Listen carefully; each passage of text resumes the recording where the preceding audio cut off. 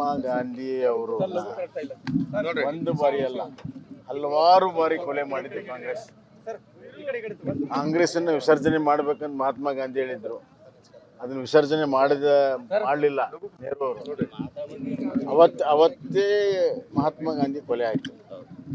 ಅದೇ ರೀತಿ ಮಹಾತ್ಮ ಗಾಂಧಿ ಅವರು ಏನು ಪ್ರಜಾತಂತ್ರ ಸಂವಿಧಾನಕ್ಕೆ ಏನು ಒಪ್ಕೊಂಡಿರೋ ಅದಕ್ಕೆ ಅಪಚಾರವನ್ನು ಎಮರ್ಜೆನ್ಸಿ ಮಾಡಿದ ಇನ್ನೊಂದು ದಿವಸ ಕೊಲೆ ಆಯಿತು.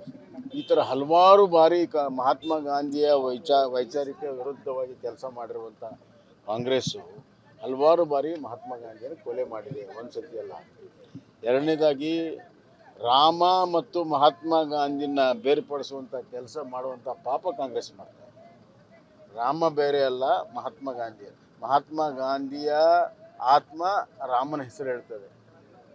ಅವ್ರ ಕೊನೆ ಗಳಿಗೆಯಲ್ಲೂ ಕೂಡ ಅದನ್ನೇ ಹೇಳಿರೋದು. ಅದಕ್ಕೆ ರಾಮನ ರಾಮನ ವಿಚಾರವನ್ನೇ ಮಹಾತ್ಮ ಗಾಂಧಿ ಜೀವನವಿಡೀ ಪ್ರತಿಪಾದಿಸಿದ್ರು. ಅದಕ್ಕೆ ರಾಮ ರಾಜ್ಯ ಅನ್ನುವಂಥ ಮಾತನ್ನು ಅವ್ರು ಹೇಳಿದ್ರು. ಹೀಗಾಗಿ ಮಹಾತ್ಮ ಗಾಂಧಿ ಅಂತರಾತ್ಮದಲ್ಲಿರುವಂಥ ರಾಮನನ್ನೇ ನಾವು ಹೆಸರಿಟ್ಟಿದ್ದೇವೆ ಹೊರತಾಗಿ ಮಹಾತ್ಮ ಗಾಂಧಿಗೆ ಅಷ್ಟೇ ಗೌರವ ಇದೆ ಯಾವತ್ತು. ಮತ್ತು ಎರಡನೇದಾಗಿ ಇದು ಜವಾಹರ್ ರೋಜ್ಗಾರ್ ನಿಯತಿ. ಚುನಾವಣೆ ಬಂದಾಗ ಮಹಾತ್ಮ ಗಾಂಧಿನ ಉಪಯೋಗ ಮಾಡಿದ್ದಾರೆ. ಅತ್ಯಂತ ರಾಜಕೀಯವಾಗಿ ದುರ್ಬಳಕೆ ಮಾಡಿರುವಂಥದ್ದು ಮಹಾತ್ಮ ಗಾಂಧಿ ಹೆಸರನ್ನು ಕಾಂಗ್ರೆಸ್. ಮತ್ತು ಗಾಂಧಿ ಹೆಸರನ್ನು ಲಾಭ ಪಡೆದವ್ರು ಯಾರು? ಈಗ ಗಾಂಧಿ ಫ್ಯಾಮಿಲಿಯವರು. ಅದೆಲ್ಲಿ ಹೋಗ್ಬಿಡುತ್ತೆ ಅಂತ ಭಯ ಅವ್ರಿಗೆ. ಸರ್, ಈಗ ಕುರ್ಚಿ ಗಲಾಟೆ ಏನು ಡೆವಲಪ್ಮೆಂಟ್ ಇಲ್ಲ, ಏನು ಇಲ್ಲ. ಏನು ಸರ್, ಬರೀ ಬೆಳಗಿದ್ರೆ ಅದೇ ನಡೀತಾ ಇದೆ. ಹೈಕಮಾಂಡ್ ಅಲ್ಲಿ ಹೋಗೋದು, ಇವ್ರು ಕಟ್ಕೊಂಡು ನೇರ ತಗೊಂಡು ಹೋಗೋದು. ನನ್ನ ಪ್ರಕಾರ ಈಗ ಹೈಕಮಾಂಡಲ್ಲಿ ಬರೀ ಇದೆ, ಕಮಾಂಡ್ ಇಲ್ಲ. ಯಾಕಂದರೆ ಮಲ್ಲಿಕಾರ್ಜುನ್ ಖರ್ಗೆ ಅವರು ಬೆಂಗಳೂರಿನಲ್ಲಿ ಒಂದು ತಿಂಗಳಿಂದ ಏನು ಹೇಳಿದರು, ಎಲ್ಲ ವಿಚಾರ ನಾವು ಹೈಕಮಾಂಡಲ್ಲಿ ಮಾಡ್ತೀವಿ, ತೀರ್ಮಾನ ಮಾಡ್ತೀವಿ ಅಂತ ಬೆಂಗಳೂರಿನಲ್ಲಿ ಅವತ್ತು ಹೇಳಿದರು. ನಿನ್ನೆ ಗುಲ್ಬರ್ಗದಲ್ಲಿ ಏನು ಹೇಳಿದ್ದಾರೆ, ಇಲ್ಲಿಲ್ಲ, ಈ ಸಮಸ್ಯೆ ಇಲ್ಲಿದೆ, ನೀವೇ ಬಗೆಹರಿಸ್ಕೋಬೇಕು, ನಮ್ದೇನು ಸೃಷ್ಟಿ ಮಾಡ್ತಾ ಇಲ್ಲ, ಇಲ್ಲೇ ಬಗೆಹರಿಸ್ತೀವಿ ಅಂತ. ಈಗ ಹೈಕಮಾಂಡಾಗಿ ಉಳಿದಿಲ್ಲ. ಮತ್ತು ಅಲ್ಟಿಮೇಟ್ಲಿ ಹೈಕಮಾಂಡ್ ಅಂತಂದರೆ ಅವತ್ತೇ ಖರ್ಗೆಯವರು ಹೇಳಿದರು, ಇಲ್ಲ ಇದು ಸೋನಿಯಾ ಗಾಂಧಿ ರಾಹುಲ್ ಗಾಂಧಿ ಬಗೆಹರಿಸ್ತಾರೆ. ಈ ಥರ ಹೈಕಮಾಂಡಲ್ಲಿ ಎರಡು ಭಾಗ ಆಗಿದೆ. ಹೈಕಮಾಂಡ್ ಇದರ ದುರ್ಲಾಭವನ್ನು ಇಷ್ಟು ದಿವಸ ತೊಗೊಂಡಿದೆ. ಈಗ ಮೈ ಮೇಲೆ ಬಂದ ಮೇಲೆ ಅದರ ಜವಾಬ್ದಾರಿ ನುಣಿಸ್ಕೊಳ್ತಾ ಇದೆ. ಆದರೆ ಇದರೆಲ್ಲ ಒಟ್ಟು ಪರಿಣಾಮ ರಾಜ್ಯದ ಅಭಿವೃದ್ಧಿ ಮೇಲೆ, ರಾಜ್ಯದ ಜನರ ಸಂಕಷ್ಟವನ್ನು ನಿವಾರಣೆ ಮಾಡ್ತಿಲ್ಲ. ರೈತರ ಸಂಕಷ್ಟದಲ್ಲಿದ್ದಾರೆ. ಬೆಳೆ ಪರಿಹಾರ ಸರಿಯಾಗಿ ಸಿಗಲಿಲ್ಲ, ಕಬ್ಬಿಂದು ಸರಿಯಾಗಿ ಸಿಗಲಿಲ್ಲ, ಮೆಕ್ಕೆಜೋಳ ಖರೀದಿ ಮಾಡಿಲ್ಲ. ಹಲವಾರು ಸಮಸ್ಯೆಗಳಲ್ಲಿ ಇವತ್ತು ಯಾವುದಕ್ಕೂ ಕೂಡ ಸ್ಪಂದನೆ ಇಲ್ಲ. ಎಲ್ಲ ವರ್ಗದ ಜನ ಇವತ್ತು ನೊಂದಿದ್ದಾರೆ. ಇವನ್ ನೌಕರದಾರರು ಕೂಡ ಭಾಳಷ್ಟು ನೊಂದಿದ್ದಾರೆ. ಆದರೆ ಇದಕ್ಕೆ ಯಾವುದೂ ಕೂಡ ಸ್ಪಂದನೆ ಇಲ್ಲ. ಎಲ್ಲ ತೇಪೆ ಹಚ್ಚೋ ಕೆಲಸವನ್ನು, ತಾತ್ಕಾಲಿಕ ತೇಪೆ ಹಚ್ಚೋ ಕೆಲಸವನ್ನು ಸರ್ಕಾರ ಮಾಡ್ತಿದ್ದ ಹೊರತಾಗಿ ಯಾವ ಕೆಲಸ ಮಾಡ್ತಿಲ್ಲ. ಅವ್ರಿಗೆ 24 ತಾಸಲ್ಲಿ 20 ತಾಸು ಬರೀ ಕುರ್ಚಿ ಒಬ್ರು ಉಳಿಸ್ಕೊಳ್ಳೋದಕ್ಕೆ, ಒಬ್ರು ಕಸ್ಕೊಳ್ಳೋಕ್ಕೆ, ಇದಕ್ಕೆ ನಡೆದಿದೆ. ಸರ್, ರಾಹುಲ್ ಗಾಂಧಿ ಅವರು ಜರ್ಮನಿಗೆ ವಿಸಿಟ್ ಮಾಡಿ ಭಾರತದ ಕೆಲವೊಂದಿಷ್ಟು ವಿಚಾರಗಳನ್ನೆಲ್ಲ ಮಾತಾಡಿದ್ದಾರೆ. ಇಡೀ CBI ಅನ್ನ ವಿರೋಧ ಪಕ್ಷದವರಿಗೆ ಮಾತ್ರ ಬಳಸ್ತಾರೆ ಅನ್ನೋದು ಕೂಡ ಕೆಲವೊಂದಿಷ್ಟು ವಿಚಾರ, ಮತ್ತು ಚೀನಾ ಭಾರತದ ವಿಚಾರಗಳನ್ನ ಚರ್ಚೆ ಮಾಡಿದ್ದಾರೆ ಜರ್ಮನಿಯಲ್ಲಿ. ಕಾಂಗ್ರೆಸ್ ಮಾಡಿರುವಂಥ ಪಾಪ ಭ್ರಷ್ಟಾಚಾರ ತನಿಖೆ ಮಾಡಿದರೆ ಇವ್ರಿಗೆಲ್ಲ ಸಂಕಷ್ಟ ಆಗ್ತಾಯಿದೆ. ವಿದೇಶದಲ್ಲಿ ಹೋಗಿ ಭಾರತದ ಬಗ್ಗೆ, ಭಾರತದ ಸಂಸ್ಥೆಗಳ ಬಗ್ಗೆ ಮಾತನಾಡುವಂಥದ್ದು ಎಷ್ಟರ ಮಟ್ಟಿಗೆ ಸರಿ? ನಮ್ಮ ದೇಶದ ಅಪಮಾನ ಮಾಡುವಂಥ ಕೆಲಸ ನಿರಂತರವಾಗಿ ಮಾಡ್ತಾಯಿದ್ದಾರೆ. ಅಮೆರಿಕಾಗೆ ಹೋದಾಗೂ ಮಾಡಿದ್ದಾರೆ, ಮೊನ್ನೆ ಬ್ರೆಜಿಲ್ಗೆ ಹೋದಾಗೂ ಮಾಡಿದ್ದಾರೆ, ಯುರೋಪ್ಗೆ ಹೋದಾಗೂ ಮಾಡಿದ್ದಾರೆ, ಜರ್ಮನಿಗೆ ಹೋದಾಗೂ ಮಾಡ್ತಾರೆ. ಅದು ನಿರಂತರವಾಗಿ ಅವ್ರ ಕಾಯಕ ಆಗಿದೆ. ಭಾರತವನ್ನು ಟೀಕೆ ಮಾಡುವುದೇ ಅವ್ರ ಕಾಯಕ ಆಗಿದೆ. ಯಾಕಂದರೆ ಅವ್ರು ಭಾರತದ ಮೇಲೆ ಪ್ರೀತಿ ಇಲ್ಲ, ಬರೀ ಅಧಿಕಾರದ ಮೇಲೆ ಮಾತ್ರ ಪ್ರೀತಿ. ಮಹಾತ್ಮ ಗಾಂಧಿ ಅವರು ಒಂದು ಬಾರಿ ಅಲ್ಲ ಹಲವಾರು ಬಾರಿ ಕೊಲೆ ಮಾಡಿದೆ ಕಾಂಗ್ರೆಸ್. ಕಾಂಗ್ರೆಸ್ಸನ್ನು ವಿಸರ್ಜನೆ ಮಾಡ್ಬೇಕಂತ ಮಹಾತ್ಮ ಗಾಂಧಿ ಹೇಳಿದ್ರು. ಅದನ್ನು ವಿಸರ್ಜನೆ ಮಾಡಲಿಲ್ಲ ನೆಹರು ಅವರು. ಅವತ್ತೇ ಮಹಾತ್ಮ ಗಾಂಧಿ ಕೊಲೆ ಆಯಿತು. ಅದೇ ರೀತಿ ಮಹಾತ್ಮ ಗಾಂಧಿ ಅವರು ಏನು ಪ್ರಜಾತಂತ್ರ ಸಂವಿಧಾನಕ್ಕೆ ಏನು ಒಪ್ಕೊಂಡಿರೋ ಅದಕ್ಕೆ ಅಪಚಾರವನ್ನು ಎಮರ್ಜೆನ್ಸಿ ಮಾಡಿದ ಇನ್ನೊಂದು ದಿವಸ ಕೊಲೆ ಆಯಿತು. ಈ ಥರ ಹಲವಾರು ಬಾರಿ ಮಹಾತ್ಮ ಗಾಂಧಿಯ ವೈಚಾರಿಕ ವಿರುದ್ಧವಾಗಿ ಕೆಲಸ ಮಾಡಿರುವಂಥ ಕಾಂಗ್ರೆಸ್ಸು ಹಲವಾರು ಬಾರಿ ಮಹಾತ್ಮ ಗಾಂಧಿಯನ್ನು ಕೊಲೆ ಮಾಡಿದೆ, ಒಂದು ಸತಿ ಅಲ್ಲ. ಎರಡನೇದಾಗಿ ರಾಮ ಮತ್ತು ಮಹಾತ್ಮ ಗಾಂಧಿನ ಬೇರ್ಪಡಿಸುವಂಥ ಕೆಲಸ ಮಾಡುವಂಥ ಪಾಪ ಕಾಂಗ್ರೆಸ್ ಮಾಡ್ತಾರೆ. ರಾಮ ಬೇರೆ ಅಲ್ಲ, ಮಹಾತ್ಮ ಗಾಂಧಿಯ ಆತ್ಮ ರಾಮನ ಹೆಸರು ಹೇಳ್ತದೆ. ಅವ್ರ ಕೊನೆ ಗಳಿಗೆಯಲ್ಲೂ ಕೂಡ ಅದನ್ನೇ ಹೇಳಿರೋದು. ಅದಕ್ಕೆ ರಾಮನ ವಿಚಾರವನ್ನೇ ಮಹಾತ್ಮ ಗಾಂಧಿ ಜೀವನವಿಡೀ ಪ್ರತಿಪಾದಿಸಿದ್ರು. ಅದಕ್ಕೆ ರಾಮ ರಾಜ್ಯ ಅನ್ನುವಂಥ ಮಾತನ್ನು ಅವ್ರು ಹೇಳಿದ್ರು. ಹೀಗಾಗಿ ಮಹಾತ್ಮ ಗಾಂಧಿ ಅಂತರಾತ್ಮದಲ್ಲಿರುವಂಥ ರಾಮನನ್ನೇ ನಾವು ಹೆಸರಿಟ್ಟಿದ್ದೇವೆ ಹೊರತಾಗಿ ಮಹಾತ್ಮ ಗಾಂಧಿಗೆ ಅಷ್ಟೇ ಗೌರವ ಇದೆ ಯಾವತ್ತು. ಮತ್ತು ಎರಡನೇದಾಗಿ ಇದು ಜವಾಹರ್ ರೋಜ್ಗಾರ್ ನಿಯತಿ ಅದು. ಚುನಾವಣೆ ಬಂದಾಗ ಮಹಾತ್ಮ ಗಾಂಧಿನ ಉಪಯೋಗ ಮಾಡಿದ್ದಾರೆ. ಅತ್ಯಂತ ರಾಜಕೀಯವಾಗಿ ದುರ್ಬಳಕೆ ಮಾಡಿರುವಂಥದ್ದು ಮಹಾತ್ಮ ಗಾಂಧಿ ಹೆಸರನ್ನು ಕಾಂಗ್ರೆಸ್. ಮತ್ತು ಗಾಂಧಿ ಹೆಸರನ್ನು ಲಾಭ ಪಡೆದವ್ರು ಯಾರು? ಈಗ ಗಾಂಧಿ ಫ್ಯಾಮಿಲಿಯವರು. ಅದೆಲ್ಲಿ ಹೋಗ್ಬಿಡುತ್ತೆ ಅಂತ ಭಯ ಅವ್ರಿಗೆ. ಸರ್ ಈಗ ಕುರ್ಚಿ ಗಲಾಟೆ ಏನು ಡೆವಲಪ್ಮೆಂಟ್ ಇಲ್ಲ ಏನು ಇಲ್ಲ ಏನು ಸರ್ ಬರೀ ಬೆಳಗಿದ್ರೆ ಅದೇ ನಡೀತಾ ಇದೆ. ಹೈಕಮಾಂಡ್ ಅಲ್ಲಿ ಹೋಗೋದು, ಇವ್ರು ಕಟ್ಕೊಂಡು ನೇಹ ತಗೊಂಡು ಹೋಗೋದು. ನನ್ನ ಪ್ರಕಾರ ಈಗ ಹೈಕಮಾಂಡಲ್ಲಿ ಬರೀ ಹೈ ಇದೆ, ಕಮಾಂಡ್ ಇಲ್ಲ. ಯಾಕಂದರೆ ಮಲ್ಲಿಕಾರ್ಜುನ್ ಖರ್ಗೆ ಅವರು ಬೆಂಗಳೂರಿನಲ್ಲಿ ಒಂದು ತಿಂಗಳಿಂದ ಏನು ಹೇಳಿದರು, ಎಲ್ಲ ವಿಚಾರ ನಾವು ಹೈಕಮಾಂಡಲ್ಲಿ ಮಾಡ್ತೀವಿ, ತೀರ್ಮಾನ ಮಾಡ್ತೀವಿ ಅಂತ ಬೆಂಗಳೂರಿನಲ್ಲಿ ಅವತ್ತು ಹೇಳಿದರು. ನಿನ್ನೆ ಗುಲ್ಬರ್ಗದಲ್ಲಿ ಏನು ಹೇಳಿದ್ದಾರೆ, ಇಲ್ಲೆಲ್ಲ ಈ ಸಮಸ್ಯೆ ಇಲ್ಲಿದೆ, ನೀವೇ ಬಗೆಹರಿಸ್ಕೋಬೇಕು, ನಮ್ದೇನು ಸೃಷ್ಟಿ ಮಾಡ್ತಾ ಇಲ್ಲ, ಇಲ್ಲೇ ಬಗೆಹರಿಸ್ತೀವಿ ಅಂತ. ಅಂದ್ರೆ ಹೈಕಮಾಂಡಾಗಿ ಉಳಿದಿಲ್ಲ. ಮತ್ತು ಅಲ್ಟಿಮೇಟ್ಲಿ ಹೈಕಮಾಂಡ್ ಅಂತಂದರೆ ಅವತ್ತೇ ಖರ್ಗೆಯವರು ಹೇಳಿದರು, ಇಲ್ಲ ಇದು ಸೋನಿಯಾ ಗಾಂಧಿ ರಾಹುಲ್ ಗಾಂಧಿ ಬಗೆಹರಿಸ್ತಾರೆ. ಈ ಥರ ಹೈಕಮಾಂಡಲ್ಲಿ ಎರಡು ಭಾಗ ಆಗಿದೆ. ಹೈಕಮಾಂಡ್ ಇದರ ದುರ್ಲಾಭವನ್ನು ಇಷ್ಟು ದಿವಸ ತೊಗೊಂಡಿದೆ. ಈಗ ಮೈ ಮೇಲೆ ಬಂದ ಮೇಲೆ ಅದರ ಜವಾಬ್ದಾರಿ ನುಣಿಸ್ಕೊಳ್ತಾ ಇದೆ. ಆದರೆ ಇದರ ಎಲ್ಲ ಒಟ್ಟು ಪರಿಣಾಮ ರಾಜ್ಯದ ಅಭಿವೃದ್ಧಿ ಮೇಲೆ, ರಾಜ್ಯದ ಜನರ ಸಂಕಷ್ಟವನ್ನು ನಿವಾರಣೆ ಮಾಡ್ತಿಲ್ಲ. ರೈತರ ಸಂಕಷ್ಟದಲ್ಲಿದ್ದಾರೆ.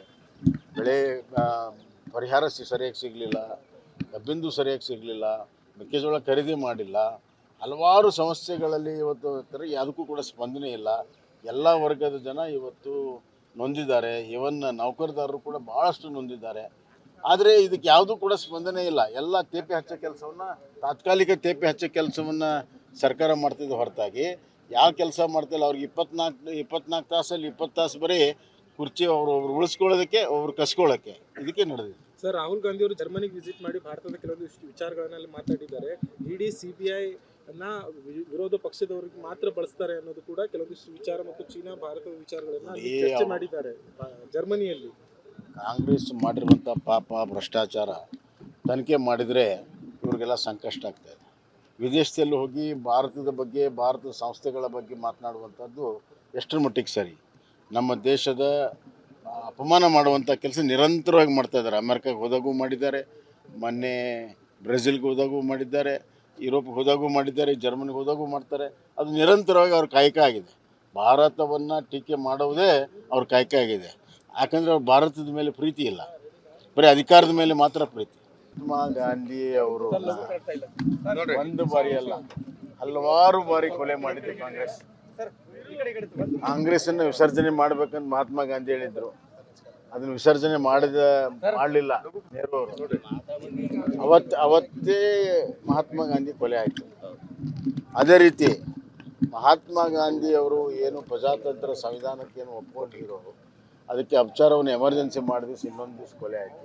ಈ ಥರ ಹಲವಾರು ಬಾರಿ ಮಹಾತ್ಮ ಗಾಂಧಿಯ ವೈಚಾರಿಕ ವಿರುದ್ಧವಾಗಿ ಕೆಲಸ ಮಾಡಿರುವಂಥ ಕಾಂಗ್ರೆಸ್ಸು ಹಲವಾರು ಬಾರಿ ಮಹಾತ್ಮ ಗಾಂಧಿಯನ್ನು ಕೊಲೆ ಮಾಡಿದೆ, ಒಂದು ಸತಿ ಅಲ್ಲ.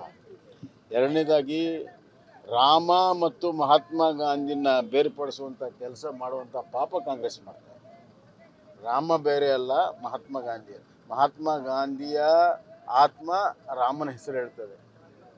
ಅವ್ರ ಕೊನೆ ಗಳಿಗೆಯಲ್ಲೂ ಕೂಡ ಅದನ್ನೇ ಹೇಳಿರೋದು. ಅದಕ್ಕೆ ರಾಮನ ವಿಚಾರವನ್ನೇ ಮಹಾತ್ಮ ಗಾಂಧಿ ಜೀವನವಿಡೀ ಪ್ರತಿಪಾದಿಸಿದ್ರು. ಅದಕ್ಕೆ ರಾಮ ರಾಜ್ಯ ಅನ್ನುವಂಥ ಮಾತನ್ನು ಅವ್ರು ಹೇಳಿದ್ರು. ಹೀಗಾಗಿ ಮಹಾತ್ಮ ಗಾಂಧಿ ಅಂತರಾತ್ಮದಲ್ಲಿರುವಂಥ ರಾಮನನ್ನೇ ನಾವು ಹೆಸರಿಟ್ಟಿದ್ದೇವೆ ಹೊರತಾಗಿ ಮಹಾತ್ಮ ಗಾಂಧಿಗೆ ಅಷ್ಟೇ ಗೌರವ ಇದೆ ಯಾವತ್ತು. ಮತ್ತು ಎರಡನೇದಾಗಿ ಇದು ಜವಾಹರ್ ರೋಜ್ಗಾರ್ ನಿಯತಿ ಅದು. ಚುನಾವಣೆ ಬಂದಾಗ ಮಹಾತ್ಮ ಗಾಂಧಿನ ಉಪಯೋಗ ಮಾಡಿದ್ದಾರೆ. ಅತ್ಯಂತ ರಾಜಕೀಯವಾಗಿ ದುರ್ಬಳಕೆ ಮಾಡಿರುವಂಥದ್ದು ಮಹಾತ್ಮ ಗಾಂಧಿ ಹೆಸರನ್ನು ಕಾಂಗ್ರೆಸ್. ಮತ್ತು ಗಾಂಧಿ ಹೆಸರನ್ನು ಲಾಭ ಪಡೆದವ್ರು ಯಾರು? ಈಗ ಗಾಂಧಿ ಫ್ಯಾಮಿಲಿಯವರು. ಅದೆಲ್ಲಿ ಹೋಗ್ಬಿಡುತ್ತೆ ಅಂತ ಭಯ ಅವ್ರಿಗೆ. ಸರ್ ಈಗ ಕುರ್ಚಿ ಗಲಾಟೆ ಏನು ಡೆವಲಪ್ಮೆಂಟ್ ಇಲ್ಲ ಏನು ಇಲ್ಲ ಏನು ಸರ್ ಬರೀ ಬೆಳಗಿದ್ರೆ ಅದೇ ನಡೀತಾ ಇದೆ. ಹೈಕಮಾಂಡ್ ಅಲ್ಲಿ ಹೋಗೋದು, ಇವ್ರು ಕಟ್ಕೊಂಡು ನೇಹ ತಗೊಂಡು ಹೋಗೋದು. ನನ್ನ ಪ್ರಕಾರ ಈಗ ಹೈಕಮಾಂಡಲ್ಲಿ ಬರೀ ಹೈ ಇದೆ, ಕಮಾಂಡ್ ಇಲ್ಲ. ಯಾಕಂದರೆ ಮಲ್ಲಿಕಾರ್ಜುನ್ ಖರ್ಗೆ ಅವರು ಬೆಂಗಳೂರಿನಲ್ಲಿ ಒಂದು ತಿಂಗಳಿಂದ ಏನು ಹೇಳಿದರು, ಎಲ್ಲ ವಿಚಾರ ನಾವು ಹೈಕಮಾಂಡಲ್ಲಿ ಮಾಡ್ತೀವಿ, ತೀರ್ಮಾನ ಮಾಡ್ತೀವಿ ಅಂತ ಬೆಂಗಳೂರಿನಲ್ಲಿ ಅವತ್ತು ಹೇಳಿದರು. ನಿನ್ನೆ ಗುಲ್ಬರ್ಗದಲ್ಲಿ ಏನು ಹೇಳಿದ್ದಾರೆ, ಇಲ್ಲೆಲ್ಲ ಈ ಸಮಸ್ಯೆ ಇಲ್ಲಿದೆ, ನೀವೇ ಬಗೆಹರಿಸ್ಕೋಬೇಕು, ನಮ್ದೇನು ಸೃಷ್ಟಿ ಮಾಡ್ತಾ ಇಲ್ಲ, ಇಲ್ಲೇ ಬಗೆಹರಿಸ್ತೀವಿ ಅಂತ. ಈಗ ಹೈಕಮಾಂಡಾಗಿ ಉಳಿದಿಲ್ಲ. ಮತ್ತು ಅಲ್ಟಿಮೇಟ್ಲಿ ಹೈಕಮಾಂಡ್ ಅಂತಂದರೆ ಅವತ್ತೇ ಖರ್ಗೆಯವರು ಹೇಳಿದರು, ಇಲ್ಲ ಇದು ಸೋನಿಯಾ ಗಾಂಧಿ ರಾಹುಲ್ ಗಾಂಧಿ ಬಗೆಹರಿಸ್ತಾರೆ. ಈ ಥರ ಹೈಕಮಾಂಡಲ್ಲಿ ಎರಡು ಭಾಗ ಆಗಿದೆ. ಹೈಕಮಾಂಡ್ ಇದರ ದುರ್ಲಾಭವನ್ನು ಇಷ್ಟು ದಿವಸ ತೊಗೊಂಡಿದೆ. ಈಗ ಮೈ ಮೇಲೆ ಬಂದ ಮೇಲೆ ಅದರ ಜವಾಬ್ದಾರಿ ನುಣಿಸ್ಕೊಳ್ತಾ ಇದೆ.